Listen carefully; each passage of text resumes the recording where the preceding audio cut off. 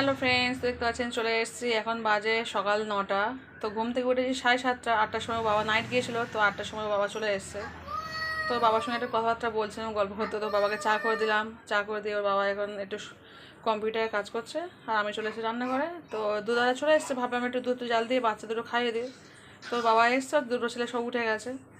তো চলুন দুধটা জাল দিয়ে নে, তারপর এখন সব কাজ করে, থালা বাসন মাজা, রান্না করা, জামা কাজে সব পড়ে আছে, কিচ্ছু করিনি, সেবা করবো। দেখতে পাচ্ছেন একটা হাঁড়ি নিয়ে নিয়েছি। তো দুধটা চলে এসছে, ভালো আর কিছু করবো না, দুধ দিয়ে একটু পায়েস করে খাইয়ে দিই দুই ভাইকে।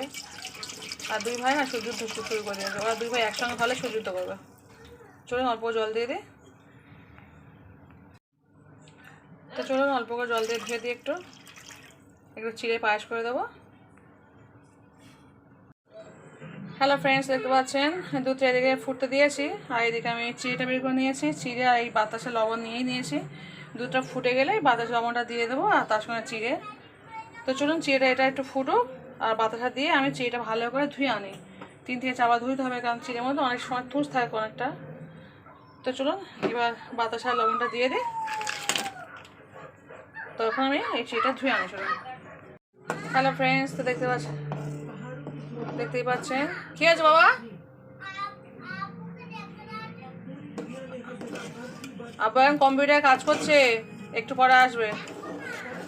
আচ্ছা ডেকে দিচ্ছি। তো ডেকে দিচ্ছি, আমি কথা বলছি, এখন দাঁড়াও।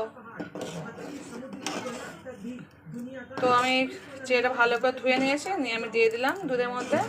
তো ভালো করে ফুটলে আমার চিড়ে কমপ্লিট। তো চলুন এটা ভালো করে ফুটে যায়, ওদের দুই ভাইকে দিয়ে তারপর থালা বাসন ধুয়ে রান্না শুরু করবো। এটা বা কী পড়লো।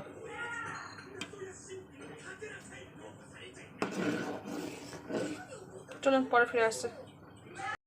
হ্যালো ফ্রেন্ডস, দেখতে পাচ্ছেন দুই ভাইকে পায়েস দিয়ে দিয়েছি, চিড়ের পায়েস। সরা এই হচ্ছে আমার বড় ছেলের পায়েস, আর এটা হচ্ছে আমার ছোটো ছেলে। ছোটো ছেলে যদি এতটা খাবে না, কিন্তু যখন নেয় তো দুই ভাই সমান সমান করে নেবে একদম। আর সে যে একটুখানি খেয়ে ও দাদাকেই আবার ও দিয়ে দেবে, কিন্তু নেওয়ার সময় পুরো সমান সমান করে নেবে। দুই ভাই হলে যা হয়, এখন থেকে পুরো ভাগাভাগি সম্পত্তি সমান সমান করে ভাগ নেয়। বড় হলে কী হবে বাবা, সব বাড়িতে বাচ্চা নিশ্চয়ই এরকমই আছে, যে যা খাবে দুজনে একই খাবে, একই জিনিস খাবে। ও ছোটো, ও এটা বোঝে না যে ও খাবে কিন্তু একটুখানি, কিন্তু নেবে পুরো সমান সমান। দাদা বেশি নয়, দাদা কম নয়, সমান সমান। তো চলুন খাইয়ে দিই, দিয়ে থালা বাসনগুলো মাজবো, রান্না করবো, পরে ফিরে আসছে। চলুন। হ্যালো ফ্রেন্ডস, দেখতে পাচ্ছেন দুটো বাবুর খাইয়ে দিয়েছি, পায়েস দিয়ে চলে এসেছি। থালা বাসন ধুইতে, এগুলো ধুয়ে নিয়ে রান্না শুরু করবো। হ্যালো ফ্রেন্ডস, দেখতে পাচ্ছেন থালা বাসন সব ক্লিন করে নিয়েছি। তো চলুন এবার চালটা ধুয়ে দিই, ভাতটা বসিয়ে দেবো। তো দেখতে পাচ্ছেন চালটা নিয়ে চলে এসেছে প্রেসার কুকারের মধ্যে, আর এদিকে দুটো ডিম নিয়ে এসেছি, ডিম দুটো ভাতে দিয়ে দেবো, আর পটল আলু একটু ঘন্টার মতো করবো। তো চলুন চালটা ধুয়ে বসিয়ে দিই দুটো ডিম দিয়ে। হ্যালো ফ্রেন্ডস, দেখতে পাচ্ছেন ভাতটা বসিয়ে দিয়েছি। তো চলুন সবজি বানা কুটে নেই, এবার পটল আলু এমনি রান্না করব। চলুন দুটো ডিম দিয়ে ভাত বসিয়ে দিয়েছি, কারণ দুই ভাই দুটো ডিম খেয়ে নেবে। আমরা না এত গরমে আর ডিম খাবো না, সে কারণে ডিম দিইনি, আর বাবাও খাবো না, আমিও খাবো না। তো চলুন। হ্যালো ফ্রেন্ডস, দেখতে পাচ্ছেন পটল আলু কুটে নিয়েছি, এদিকে কাঁচা লঙ্কা পেঁয়াজ নিয়েছি, এদিকে নিয়েছি আদা রসুন থেঁতো করে নিয়েছি। তো চলুন রান্নাটা বসিয়ে দিই। তো দেখতে পাচ্ছেন বন্ধুরা, পটল আলু একটু অল্প লবণ দিয়ে আমি সিদ্ধ করে নিচ্ছি প্রেসার কুকারে, দিয়ে তারপর তেলের ফেলে কষিয়ে রান্না করে নেবো। তো চলুন সিদ্ধটা করে নিই। হ্যালো ফ্রেন্ডস, দেখতে পাচ্ছেন কড়ার মধ্যে আমি তেল, কাঁচা লঙ্কা, পেঁয়াজ, হলুদ, অল্প করে লবণ, আদা রসুন বাটা সব দিয়ে একসঙ্গে কষিয়ে নিচ্ছি। সব একসঙ্গে দিয়ে দিয়েছি, দিয়ে এবার গ্যাসটা জ্বালিয়ে দিয়েছি, দিয়ে একটু কষিয়ে নেবো এটা। তারপর ওইদিকে আমার আলু পটল সিদ্ধ হয়ে গেছে, এটা দিয়ে রান্না করে নেবো। হ্যালো ফ্রেন্ডস, দেখতে পাচ্ছেন আমার পটল আলু রান্না কমপ্লিট হয়ে গেছে। তো চলুন ওই দুই ভাগে স্নানটা করে দেবো, দিয়ে নিজে স্নান করে ভাত খেয়ে নেবো। তো চলুন চটপট চলে যায়। হ্যালো ফ্রেন্ডস, তো দেখতে পাচ্ছেন বাজে 10টা বাজতে 10 মিনিট বাকি। তো এই জাস্ট সবাই পড়িয়ে উঠলাম, এতক্ষণ পড়াচ্ছিলাম আজকে, কারণ একটা বাচ্চা নিতে এসছে অনেকটা দেরিতে, এই 15-10টার সময় নিতে এসছে, জাস্ট এই সবাই গেল। তো উঠে এই সঙ্গে সঙ্গে ভিডিও করতে এসছে, তার কারণ ছোটো ছেলে ভাত খাবে, ওরা একটা ডিম ভাজা করতে যাব, সেই কারণে। তো চলুন রান্নাঘরে ঢুকে যায়। হ্যালো ফ্রেন্ডস, দেখতে পাচ্ছেন ছোটোবাবুর জন্য ডিম ভাজা করে নিচ্ছি। তো দুপুরে দুটো ডিম দিয়েছিলাম, বড়ো ছেলে আর ছোটো ছেলে খেয়েছিল। তো রাতে আর বড় ছেলে খাবে না, বলে মা ডিম ভাজা খাবো না, একটু পরে আলু ভাজা করবো, কারণ ওর বাবা তো বিকালে চলে গেছে নাইট করতে। তো বাবা নাইট করবে, ফের কালকে সকালে মর্নিং করবে, করে কালকে বিকালে বাড়িতে আসবে। আর সেখানে জাস্ট পরে উঠলাম 9:30টার সময়। তো চলে এসেছি রান্নাঘরে, ছোটো ছেলেকে ডিমটা ভাজে খাইয়ে দিই, অল্প একটু তরকারি আছে, আর বাবাকে খাইয়ে তারপরে আলু বাবা কুচবো, কুচে একটু ভেজে নেবো আলু ভাতে। এই জন্য আমি আলুটা দিয়ে আগে, ভাতে আলু দিলে কী হয় বলতো আমার ঝামাটা আর থাকে না। তো দেখা যাক, আমি আর শরীর আমার টানে না, রাত্রে পড়ে উঠি না, সত্যি বলছি আমার একদম শরীর টানে না, মনে হয় শুয়ে পড়ি। আর কালকে ঘরটা সব গুছিয়ে না, অফ ক্যামেরা সব গুছিয়েছি, আপনাদেরকে দেখায়নি। পুরো খাটের তলাটা আমার প্রচুর বই খাতা ছিল, সেখানে সব তুললাম, সানসের উপরে আরও ছিল। আজকে সকালে সব ঝাঁটফাট দিয়েছি, মানে সকালে বলতে বিকালে ওই দুপুরের দিকে দিয়েছি। তো সব তো ক্যামেরার মধ্যে দেখায় না, দেখাতে পারি না। তো যাই হোক, সেইগুলো সব দুটো পা আমার খুব যন্ত্রণা করছে, এত যন্ত্রণা করছে, খাটের তলার দুটো সব পড়েছে। তো আমার টেবিল আছে, ডাইনিং টেবিল আছে, কিন্তু ডাইনিং টেবিল থালিয়েছি, আর আমার কিন্তু সব খোলা, খাতা খুলে রেখে দিয়েছি, সেখানে সব সরিয়েছি, সরিয়ে সব ভেতরে সব গুছিয়ে রেখে দিয়েছি। আর সত্যি কথা টেবিল আমার ছেলের জন্য না, টেবিল আমি পাতি না, আমার পর্দা টেবিল সব খোলা থাকে, ওই ঈদের দিনটা পাতি, পেটাকে তুলে রাখি, কারণ ঈদের দিনটা সব লোকজন হয়, তো পেটাকে তুলে রাখি, সেই কারণে বলি বাবুটা বড় হয়ে যায় তারপরে পাতবো। তো চলুন ডিমটা ভেজে খাইয়ে দিই বাবুকে, তারপর আবার হয় আলু ভাজবো, নয় ডিম ভাজবো, ওকে ভেজে খেয়ে নেবো। ছোটো বড়ো ছেলেকে বলবো তুই একটা ভেজে খেয়ে না, আমি একটা ভেজে খেয়ে নিই, আর তরকারি অল্প আছে, অসুবিধা হবে না। তো চলুন গ্যাসটা অফ করলাম, কষ্টও হচ্ছে, খুব ভালো লাগে না, দুটো পা এত যন্ত্রণা করছে। চলুন বাবুকে খাইয়ে দিয়ে পরে ফিরে আসছে। হ্যালো ফ্রেন্ডস, দেখতে পাচ্ছেন এখন বাজে 10:40। তো আমাদের এখানে ছোটো ছেলেকে সবে জাস্ট খাইয়ে উঠেছি, এতক্ষণ ধরে ও খাচ্ছিল, ও টুকটুক টুকটুক করে খাই, তো অনেকক্ষণ সময় লাগে, প্রায় 1 ঘন্টা সময় লেগে যায়। তো এত ঝড় উঠেছে, আমি বলবো ভাবা তাদের ভাত খেয়ে না এক্ষুনি কারেন্ট ফারেন্ট করে চলে যাবে। তো সেইখানে তাড়াহুড়ো করে শেষে 1 ঘন্টা ভাত ছিল, আমি খেয়ে নিয়েছি, কী করবো। আর আমাদের এখানে প্রচণ্ড ঝড় উঠেছে, চলুন ঝড়টা দেখাচ্ছি কেমন উঠেছে। আমার তো কোনো আলু ভাজতে হয়, বুঝতে পারছি না কি ডিম ভাজা করে ভাত খাইয়ে দেবো না, এগুলো বাবা তো বাড়িতে নেই, তো কী করবো বুঝতে পারছি না, দেখি কী করি।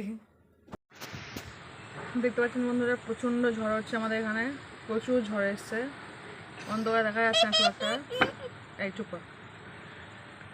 তো দেখতে পাচ্ছেন প্রচুর ঝড় এসছে, দুমদাম আওয়াজ হচ্ছে, আওয়াজটা শুনলেই বুঝতে পারবেন। ভাগ্য ভালো এখনও কারেন্টে যায়নি, কারণ খুব ঝড় আসলে না আমাদের এখানে কারেন্ট চলে যায়। শুনতেই পাচ্ছেন কতটা পরিমাণ ঝড় হচ্ছে।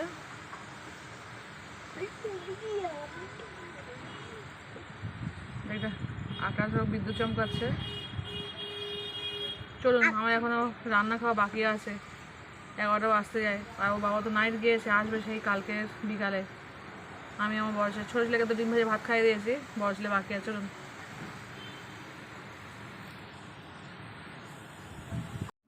হ্যালো ফ্রেন্ডস, দেখতে পাচ্ছেন তেলটা গরম করতে দিয়েছি, চলে এসেছি ডিম ভাজা করতে। কারণ আমার ছেলেকে বললাম বাবা আমার ভালো লাগছে না, এত রাত 11টা বাজতে আবার আলু কুচে ভাজা, আর ওর বাবা থাকলে আমার করতেই হবে, কিছু করার নেই, কিন্তু বাবা তো নেই। সে তো আর কালকে রাত্রে দেখেছেন, তো কালকে আজকের ব্লগটি যারা দেখবেন তারা বুঝতে পারবেন যে কালকে রাত্রে মাছের তরকারি ছিল, কিন্তু তার সত্ত্বেও আমাদের চিকেন, তার আগের দিন যে চিকেন ছিল ওই চিকেন রান্নাটা আমরা খেয়েছিলাম, আমি আমার ছেলে। ওর বাবা তো বাসি জিনিস খায় না, মানে ফ্রিজে কোনো জিনিস ঢুকলে সেই জিনিসটা ওর বাবা খেতে চায় না। তো কালকে রাতে যেহেতু মাছের তরকারি ছিল, সেই কারণে চিকেনটা খেয়েছিলাম বলে মাছ ছিল, আজকে সেই তরকারিটা আজকে বের করেছি। বাবাকে বললাম, বলে বাবা আমি আর তুই খেয়ে নিয়ে, ওর বাবা তাহলে খেতে চায় না, বাবা তাহলে আমাকে আরও ভাজতেই হয়। তো শুনুন তেলটা গরম হয়ে গেছে, দিয়ে দে। তো ওই তরকারিটা বের করে গেছে, প্রায় 1 ঘন্টা মতো হয়ে গেছে বের করে গেছে, নর্মাল হলে খেয়ে নেবো। বললাম মা তাহলে তুমি ডিম ভাজা করে দুজন মিলে। ও ডিমটা খেতে চায় না খুব একটা রাত্রে, কারণ দুপুরে ডিম ভাজা ডিম সিদ্ধ খেয়েছে 2 ভাই বোনে, এই 2 ভাই, ও খেয়েছে, ওর ভাই খেয়েছে, দুজন ডিম সিদ্ধ করে দিয়েছে, সবাই দেখেছেন তো। বড় ছেলে ডিম সিদ্ধ খেয়েছে, ছোটো ছেলে খেয়েছে, সেই কারণে ও বলে দিয়েছে মা আমি রাত্রে আর খাবো না ডিম, তুমি আলু ভাজা করো। কিন্তু আমি ওই সত্যি বলছি, এই রাত 11টার সময় আমার শরীর একদম টানছে না, ওই খানাখানি করার পর এমনি শরীরটা খারাপ লাগছে, আর পরে উঠে না আমার শরীর একদমই ভালো লাগছে না। আর তাও তবুও করতাম যদি ওর বাবা থাকতো, ওর বাবা নেই, আমার ভালো লাগে না। তো চলুন ডিমটা ভাজা করে খেয়ে নেবো, পরে ফিরে আসছে আবার। হ্যালো ফ্রেন্ডস, তো চলে এসেছি ভাত খাতে। দেখতে পাচ্ছেন এই হচ্ছে ডিম ভাজা, আর বড় ছেলে ভাত খাওয়া শুরু করে দিয়েছে। এই হচ্ছে তরকারি, বললাম না ফ্রিজের মধ্যে ছিল, তো আমি 1 ঘন্টা আগে নর্মাল করে রেখে দিয়েছি। তো এই তরকারিতেই খেয়ে নেবো, আর এই ডিম ভাজা আছে। তো চলুন ভাতটা খেয়ে নিচ্ছি, পরে আবার আসছি ফিরে, আবার ছোটো ছেলের সঙ্গে দেখা করতেই হবে। তো দেখতে পাচ্ছেন, বলেছিলাম না সব পরিষ্কার করেছে, পরে দেখাচ্ছি। এগুলো সব তো জানেন আগের দিন। তো চলুন পরে খেয়ে নিচ্ছি, নিয়ে আবার দেখাচ্ছি। টাটা।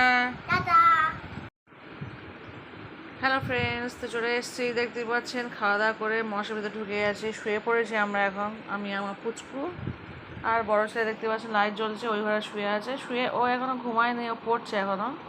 তো এখন বাজে, দেখেই বলছি দাঁড়ান, এখন বাজে হচ্ছে রাত 12টা 35। তো ওর বাবার তো নাইট এসে বলেইছি, ওর বাবা গিয়েছে বিকালে। তো আজকে রাতে নাইট করে কালকে মর্নিং করে সেই বিকালে ফিরবে, কালকে বিকালে ফিরবে। তো সেই কারণে রাত্রে সে আমি কিছু খাইনি, একটা ডিম ভাজা করে নিই, আর কালকে তরকারি ছিল সেটা খেয়ে নিয়েছি। তো খাওয়া দাওয়া করে ও মশাই খাটে নিয়েছে, নিয়ে ওদের মশাই ঢুকে পড়ছে, আর আমিও মশাই খাটে আমার পুচকুটা নিয়ে শুয়ে পড়তে বাবু, পুচকুটা শুয়ে পড়েছি। তো চলুন আজকে ভিডিওটা এখানে শেষ করে দিচ্ছি।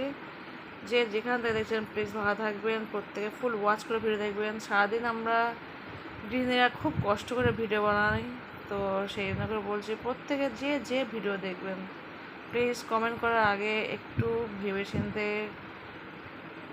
যে আমরা কত কষ্ট করে ভিডিও বানাই সেই ভাবনা চিন্তা করে একটু ফুল ওয়াচ করে দেবেন। লাইক তো করবেন, ফুল ওয়াচ করে একটু ছোট্ট কমেন্ট করে চলে যাবেন। কমেন্ট খুব বড় করা দরকার নেই।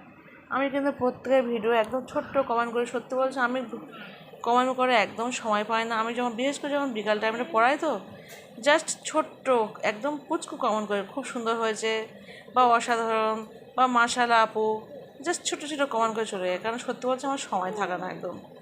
আর সারাদিন সে আমার খুব একটা সময়, এতটাই ব্যস্ততার মধ্যে আমার ভিডিও করতে হয়। শুধু বললাম কোনো কিছুই নেই ভিডিওর মধ্যে, আর আর ভালো লাগে না করতে। কিন্তু বললাম ওই শখ, খুব ভালো লাগে ভিডিওটা করতে, মানে ভিডিও করতে খুব কষ্ট হয়। কিন্তু ওই যে আমি আমার একটা ডায়েরি বললাম, এটা ডায়েরি, একটা ডায়েরির মধ্যে লিখে রাখছি। আমার ছোট্ট থেকে নেশা ছিল, আমার এখনও ডায়েরিগুলো আছে। আমি সেই 7-8 থেকে আমি লিখে রাখতাম যে আমি কী করছি, কী খাচ্ছি।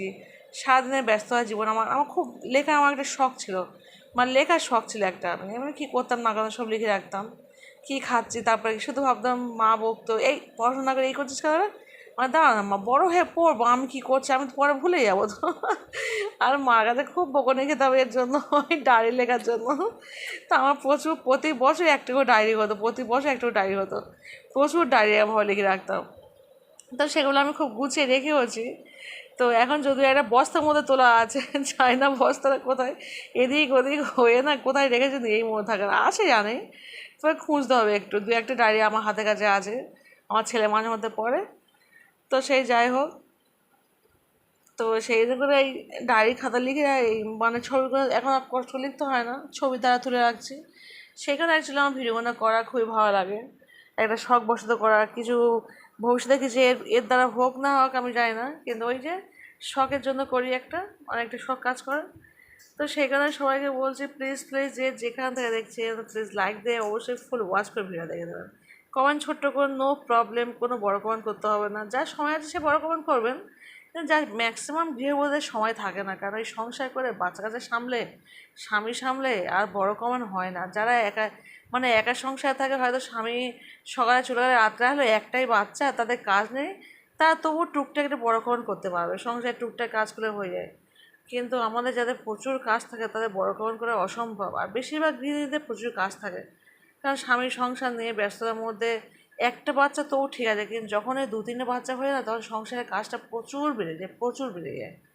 সেখানে সব সত্যি বলতে আমি জানি, এগুলো খুব ভালোভাবে বুঝি, সবাই বড় কমেন্ট করতে পারবে না, কারণ অসম্ভব ব্যাপার হয়ে যায়।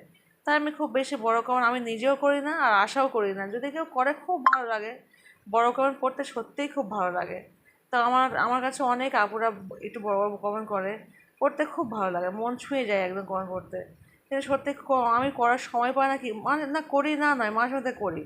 শনিবার দিনকে আমি যদি কোনো আমি ফ্রি টাইম যখন হয়তো ভিডিও শুনি, আমি তো ম্যাক্সিমাম সে ভিডিও শুনতেই পাই না, আমি তো মিউট করে ভিডিও শুনে দেখে নিই, একদম সাউন্ড, কোনো সাউন্ড থাকে না, একদম নো সাউন্ড থাকে, একদম পুরো মিউট অবস্থায় আমি ভিডিওটা ফুল ওয়াচ করে কমেন্ট করে দিই। অর্ধেক ভিডিও আমি শুনতেই পাই না। আর ছুটির দিন করে যখন হয়তো কাজ বাজ করি, বা হয়তো শুয়ে আছে একটু ভিড়ে তো কনস্ট্যান্ট চলে, তখন আমি ওই সুযোগ পেলে আমি একটু বড় কমেন্ট করার চেষ্টা করি। সেটা শনি আর রবি। আর যদি সারা সপ্তাহের মধ্যে যদি কোনোদিন ছুটি পাই, হ্যাঁ, তো তখন ওই একটু কমেন্ট করি না না, সময় পেলেই আমি কমেন্ট করি।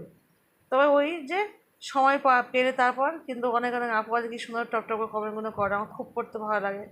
আর যখন যে আপু সময় পাবেন প্লিজ সেটা বড় কমেন্টই করবে, বড় কমেন্ট সবার পছন্দ হয় খুব। সেই কমেন্টগুলো পড়া বা সেগুলো পড়ে আমি যখন পড়ি ভাবি বাবা পড়তে ইচ্ছে করে যে কমেন্টগুলো কত সুন্দর কমেন্ট, পড়তে ভালো লাগে সত্যিকার। তো যাই হোক, এইভাবেই হচ্ছে আমাদের চলছে এখন ইউটিউব চ্যানেল আমাদের। তো যাই হোক, চলুন আজকের ভিডিওটা আমি এখানে শেষ করে দিচ্ছি। টাটা, বাই, আল্লাহ হাফিজ। সবাই ভালো থাকবেন, সুস্থ থাকবেন, পরিবারকে বেশি বেশি করে সময় দেবেন, আর সবাইকে ভালোবাসবেন, আর প্রত্যেকে না মনটাকে